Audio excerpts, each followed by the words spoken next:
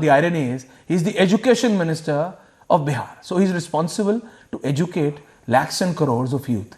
And this is his thought process. Shall Well, thank you very much, Aishwarya. On the one hand, you see the kind of despicable comment that was basically made by a minister. And on the other hand, you have a political party which, with every passing day, there is some other link that is only emerging. One of the biggest concerns is the existence of sleeper modules in the southern states. The ISIS module in Shimoga has thrown up some sensational details. In fact, the Enforcement Directorate is investigating the money angle. They found out that Shareeq's father had leased a property to a Congress leader who allegedly used it for party activities. Not just that, we've also come up with more details as far as this investigation goes, which turns out that in the year 2022 itself, there was dubious funding coming in from Dubai. Shareeq, one of the prime accused in the Mangaluru cooker blast case, received about 4 lakh rupees. And let's not forget, he was also indulging in crypto trading. Take a look at this investigative report and then we debate the existence of such modules in the southern states. On the 10th of January, on the 10th of January, which was yesterday, it is being learnt that 2 other ISIS operatives have been nabbed by the NIA, and both of them were radicalized by the prime accused in the Shimoga trial blast case. And this particular case was registered in Shimoga on the 19th, on the 19th of September in 2022, and it is now being stated that the accused have been identified as Mazin Abdul Rahman, who is a resident of Devanayakanahalli near Davangere, and it is also being understood that yet another person, Nadeem Ahmed, has also been taken into custody here, one from Davangere and one from Dakshina Kannada. And mainly the investigations has gone on to state that Maz Munir Ahmad, who is one of the prime accused in the Shimoga trial blast case and also the co-accused in the Mangaluru cooker blast case, had gone on to radicalize Mazin Abdul Rahman. And also further investigations and sources in the know of the investigation have pointed out the fact that they were classmates in the PA Engineering College, the same engineering college where two of the other people were picked up on the 5th of Jan. That is Rishan and yet another person who were taken in, who were also classmates of Maz Munir Ahmad. Joining us on the second burning question tonight are Madhu Rao, spokesperson of the BJP, Prashant Sambargi, political analyst, Tausif Ahmed Khan, advocate and political analyst, George Kurian, political strategist. Opening up the debate tonight are Tausif Ahmed Khan and Madhu Rao. Tausif, I'll come to you first. In just about 1 year, multiple transactions take place, dubious transactions coming in from Dubai. Shareeq, the prime accused in the Mangaluru blast, carried out recce of several locations. For the longest time, perhaps we were trying to brush it under the carpet, the existence of sleeper modules in southern India. And political parties have rather chosen other topics to discuss, but not the real threat. No, we have seen media and government had debated the topics which were chosen by the central government, whether it was regarding to the legislation or the proposed legislation or any amendment in the central legislation.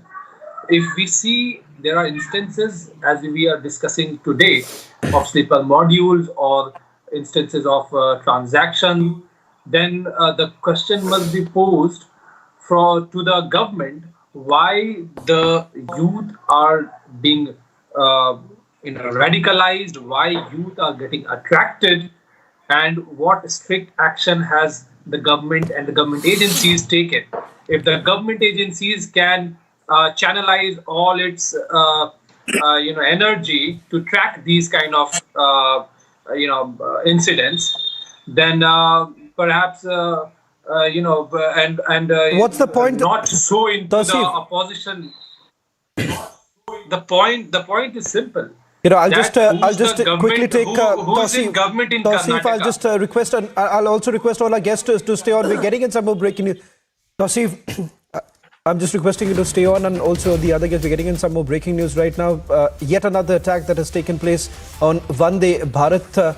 This time stones have been pelted on Vande Bharat Express. We'll try and get you more details. I'm told these are the latest visuals coming in of the incident that has taken place on Vande Bharat Express. Not the first time. Multiple attacks that have actually taken place in the state of West Bengal. Now, this time it comes in from Visakhapatnam, where the reports have now come in that Vande Bharat has been attacked. What you see, these are the latest images that are coming in right now from our reporters on the ground. This is 8 days before the launch. In fact, Prime Minister is all set to inaugurate the train on 19th of January. And just days before that, it does turn out that some anti-social elements pelting stones at the Vande Bharat Express, which was basically carrying out a trial run. That this is coming in from Visakhapatnam. We'll try and go across to Aneri for the latest details. We'll stay with these latest images that we've now accessed, and more details that we're getting in right now with regards to the attack that has taken place. We are now given to understand that this took place a short while back. In fact, the incident took place around 6:30 in the evening. We are also getting in a reaction from the railways right now. In fact, the DRM has spoken a short while back. We'll try and play out the reaction. And this is what the DRM had to say. He says that this is an unfortunate incident. We appeal people to not damage our national property. We have identified some suspects. So that's the latest coming in. Let's put that out. The railways essentially indicated that they have been able to identify some of the suspects. RPF, the railway police force, in fact, is on the hunt of some of these suspects. We're also getting a confirmation that this happened in Visakhapatnam around 6:30 in the evening. And this has happened just about 8 days before the Prime Minister is all set to inaugurate the train on 19th of January. These are the latest images that are coming in. The glass pane of the coach of Vande Bharat Express was damaged. This happened in Visakhapatnam. In fact, the railway is now saying that further probe is underway. I'm told that my colleague Aneri is joining us on this broadcast. Aneri, what are the details you're picking up? The DRM has essentially indicated that they have already identified the suspects. They are on the lookout of it. But just give us more details of the place where this incident has actually taken place. Well, Shravan, what we are seeing right now is the Vande Bharat train, which was going to be inaugurated by Prime Minister Narendra Modi on the 19th. This Vande Bharat train is from Secunderabad to Visakhapatnam, and this incident which has been reported, the stone pelting incident which has been reported in the Vande Bharat train in Visakhapatnam, well, the incident had occurred during the maintenance time is what they are being told, and also at the same time, the officials there, the railway officials there are undergoing, they are taking up the probe into the matter, what exactly had transpired, because this morning we had seen that Prime Minister Narendra Modi's visit to Hyderabad, where he was supposed to launch this Vande Bharat train from Secunderabad to Visakhapatnam, was postponed. Prime Minister Narendra Modi is not going to visit Hyderabad on the 19th, and now we also see this incident coming up, where we can see how stones are being pelted at the glass of Vande Bharat train. It is a complete damage. The window is completely damaged there, and also at the same time now further probe is underway is what the railway officials are saying. Well, what exactly is the reason behind this? We'll have to wait for more details in that connection, Saman. Well, in fact, Aneri, I'll request you to stay on because we are now also getting the first reaction coming in from the railways. The DRM spoke to the local media a short while back. Let's play out the reaction that's coming in. This is the big breaking news coming in at a time when the train was all set to be inaugurated by the Prime Minister on 19th of January is what we are being told. Let's listen into what DRM Anup Kumar Satpathy had to say. It's an unfortunate thing has happened. It's around 6:30. Somebody pelted stone on the brand new Vande Bharat rake, and two of the window panes have been totally shattered. We'll have to replace them. Vande Bharat rake, as you know, is going to be inaugurated very soon by the honorable ministers. At this stage, the rake has come here to Visakhapatnam for its maintenance and final trials. And at this point, people pelting stone at it is really, really very unfortunate. We will appeal people not to do this. Railways are our national property and they are for the use of the citizens of this country. They are extremely costly and it is very difficult to replace them at short notice. And therefore, we will request people with folded hands not to destroy railway property. We have identified some suspects and our RPF is after them. I am hopeful we will be taking very strong action against this kind of people. We are trying to follow some CCTV cameras and all. If they are caught, stringent punishment will be given to them. Sir, filed any case? Well, apologies to all my guests. We had a breaking news. We'll go back to the issue that we were debating a short while back. Let me bring in Madhura. Madhura, a quick point. Now, all this while we have essentially seen that there is an attempt that has essentially been made by a lot of political parties to brush it under the carpet. A case in point, what happened in Coimbatore. Had it not been for the Tamil Nadu BJP, perhaps it would have taken much more time for the government of the day to recognize the threat that one witnessed in a city like Coimbatore, where there was a pattern that was basically emerging. And Tausif and others who want to indulge in whataboutery by simply saying that it's not a huge concern. It's not a concern because this, once again, is part of what Tausif believes is some sort of a propaganda. I don't see how national security is some sort of a propaganda. Madhura, I want you to put this into perspective. Then I want a quick response coming in from George Kurian also. Yeah, just give me a minute of time. Tausif, I'll give you the opportunity. Don't worry. Yeah, it all boils down to the question of It was intent. nothing short of that. The question is there an intent with the Congress party? Now let us look Madhura, at... I think so. You've muted your line. You've muted your line, Madhura. No, I haven't muted. I haven't muted. Am I audible? Okay, Madhura. Am I audible? Go ahead. Make your point. Yeah, the point is this. It is all about the intent of the Congress party. Let's listen to what Congress party all along has seen.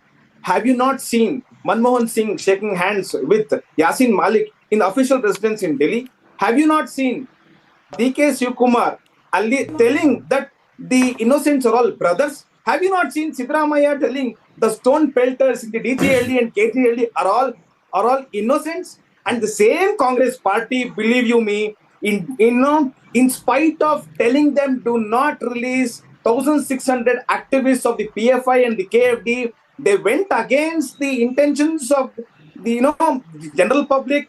The police told don't release them, the DG told don't release them, the Home Ministry told don't release them, and yet they released them. And now today we are at such a position wherein the Congress party office is in agreement, rather to say a rental agreement, perhaps with a terrorist. How shocking it is. Perhaps this is one of the reasons why... Madhura, as far as this rental agreement is concerned, on this point, as far as the rental agreement is concerned, I do not want to get into the details of it because the matter is still being investigated. So it's best the investigative agencies come clean on this entire matter, and whether at all there is any link or not. But there are more issues. Matter of investigation. But the point is, as far as the riots that took place, now, as far as the riots that took place in Karnataka and a recent cabinet note that was accessed by Republic TV in DG Halli, there was a clear indication of the role of the SDPI. George Kurian, let's understand one thing. When we talk about national security, why is it so very difficult for political parties to come together and speak in one voice? What we are witnessing right now is something very dangerous. What has happened in Coimbatore is dangerous. What has happened in Mangaluru is dangerous. Shravan, I fully agree with you. When it comes to national security, all political parties should come on one page. Having said that, I strongly believe that this Karnataka Mangaluru blast is being blown out of proportion and trying to corner the Congress party for no reason. There is absolutely no correlation between don't support Congress. Let me, please do not interpret. Madhura, allow George Kurian to at least make it. There is a contrarian view. Madhura, let's not do this. There may be a contrarian view. George Kurian may hold a contrarian view to it, but he's entitled to do so. George Kurian, go ahead, make your point. Thank you so much. So having said that, what I'm trying to put it across to your audience is that there is no correlation between the two, unless it is just about the tenant and the owner. So, and the Congress MLA, former MLA, has gone on record and has confirmed it. The investigation agencies are free to go ahead and investigate the matter, and we strongly believe the national security is of importance to the nation and to the state as well.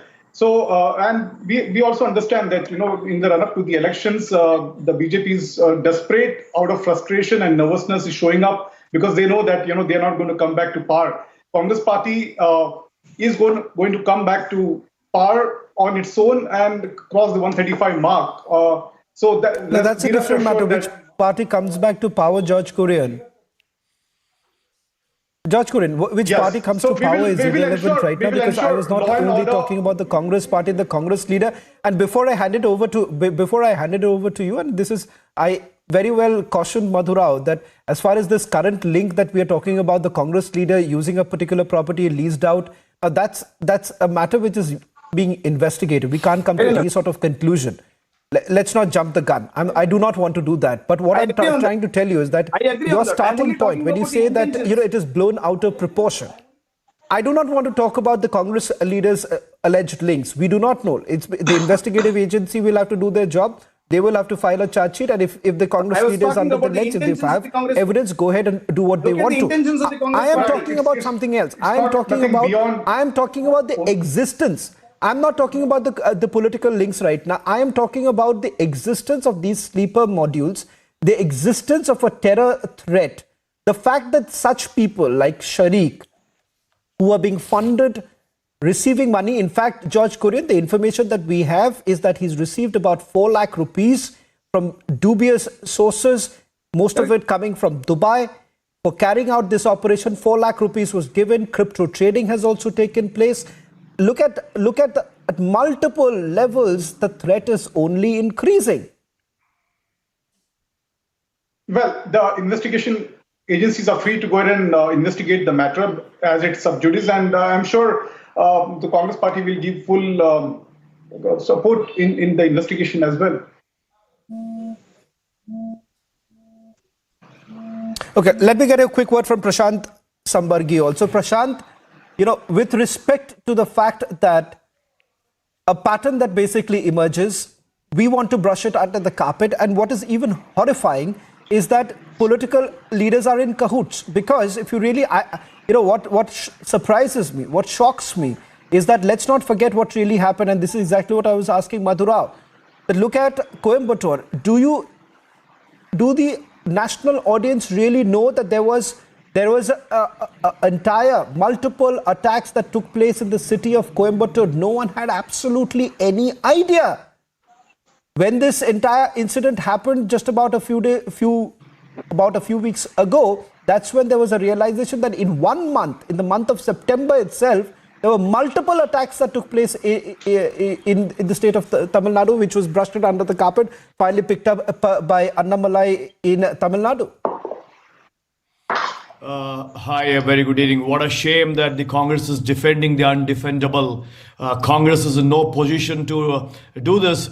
And NIA ISIS is not new to Karnataka. Exactly 1 year back, 2022, we had MLA's daughter, Deepthi Marla, arrested by NIA, and she was a module supporting the ISIS. And she had changed her name to Deepthi Marla, but her real name is Mariam. So this is not new. And when the hijab case happened in Karnataka, the poster girl, Muskana, was actually appreciated by the Al-Qaeda chief, Zawari. So Karnataka is not new to the ISIS support. And if you look at Congress policy on Kashmir, Congress policy on Punjab, Congress policy on LTTE, Congress policy on China, political party. The Congress party has always been soft on that. No, so, Prashant, fair enough. You want to only pin down the Congress party. Then if you're talking about the state of Karnataka, then you'll have to also raise the question about the role of the BJP. If you really want to talk about the political role, because at the end of the day, this very man, Shareeq, was on the radar of the National Investigation Agency since the year 2019. So, the part is that all political parties are essentially to be blamed. Let's not forget, at the end of the day, if we are deterring over this entire matter, it's only our enemies who can take advantage of the situation. Tausif also wants to come in. To show how Congress has been soft on terrorism in Kashmir. How soft they have There's been no doubt about the fact that, there is no room for being soft on terror. There is no debate. There is no debate about the fact that we cannot be soft on terror. Today, and as far as the mistakes or the blunders that the Congress party has made, they have. Let us not divulge very serious issue. It's a concerning between you and me and the security of India. It does not sound convincing. Let's be very clear. NIA is pinned down and told that there is a link between the entire Mangaluru issue, Dubai funding. Madhura, I'm running short of time, so I don't have the time to do it. I'll just give it 30 seconds. Okay, Prashant, I'm sorry to interrupt you because I'm really running short of time. Unfortunately, because of the breaking news, we did not have enough time on this debate. But Tausif, 30 seconds to you and 30 seconds to Madhura. You see, the role of the government is not what we see in TV to come and bash the opposition, because it is not the opposition who is governing the country. It is the BJP who is governing the country, and therefore the responsibility to keep the people of India safe is rests with the BJP, and they cannot shrug it off their shoulder by just blaming Congress. Oh, Congress has been doing this and that. You see, when we talk about the responsibility, it also includes that the youth should not be radicalized. I think it's that's an important point. The intentions of the Congress party. Radicalization. Okay, Tausif, you've made a very important point. Madhura, he's absolutely right. The questions need to be asked to the ruling government. In Karnataka, we are talking about the Bharatiya Janata Party, which is responsible for the security of the citizens of Bengaluru and the rest of the state.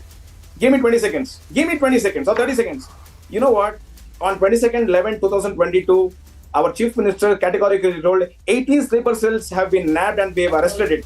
In fact, if not for BJP, we could not have arrested. Why? Because of the DK Shivakumar statement saying that it was a diversionary tactic. It was only for electoral gains. And look at how Mr. Siddaramaiah says. Therefore, what I'm trying to tell is, please don't get into such type of low politics. Try to save India. And Congress party, I just want to tell them, kindly don't get into such a mess. Thank you very much. Thank you very much. Thank you very much, Madhura, Prashant Sambargi, Tausif Ahmed Khan and George Kurian for joining us on the debate.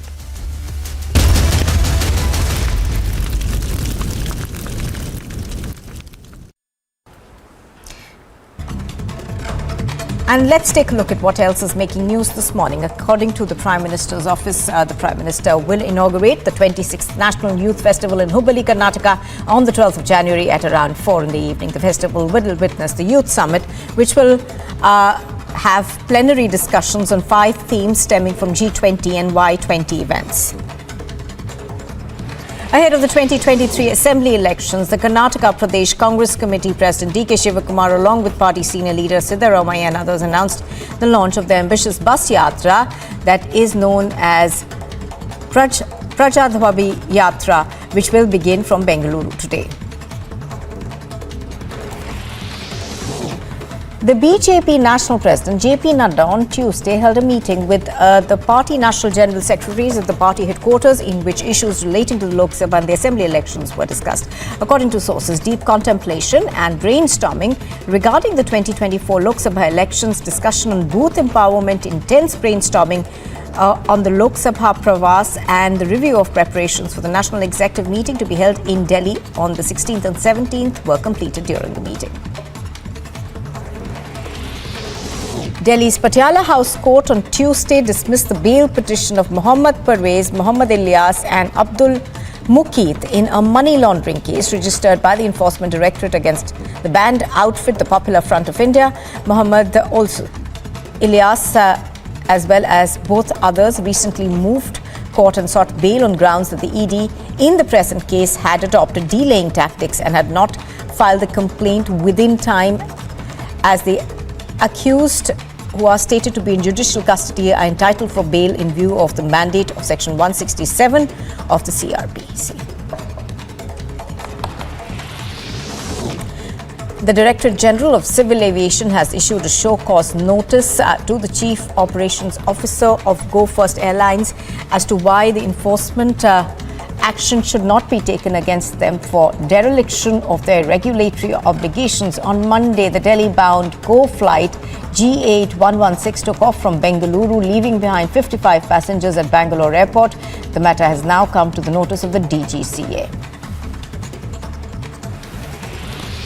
3 youths were arrested for vandalizing a liquor shop, thrashing the staff there after being refused liquor bottles by the staff. Now, according to police officials, the incident happened at the liquor shop in Dwarka Expressway, and an FIR has been registered against the 3 accused. They go by the names of Anil, Vishal and Harsh, who have now been arrested.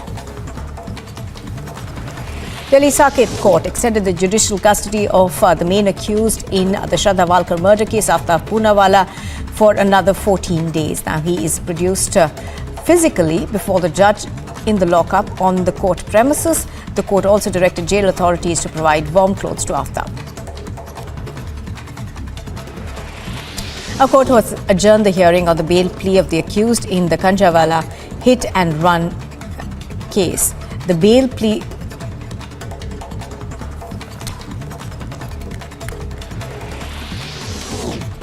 The Supreme Court posted for February 14th the hearing of a batch of petitions filed by the rival factions of Uddhav Thackeray and Chief Minister Eknath Shinde in relation to the Maharashtra political crisis.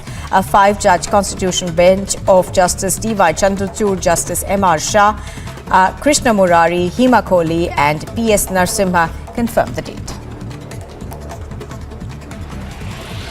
Delhi's Lieutenant Governor V.K. Saxena has granted sanction to prosecute the former JNU Students' Union Vice President and ISA member Shahla Masood for her tweets on the Indian Army. According Natu from RRR Scripts History wins Golden Globe for original soundtrack. Mohan Bhagwat gives a message on tolerance as no harm to Muslims living in India.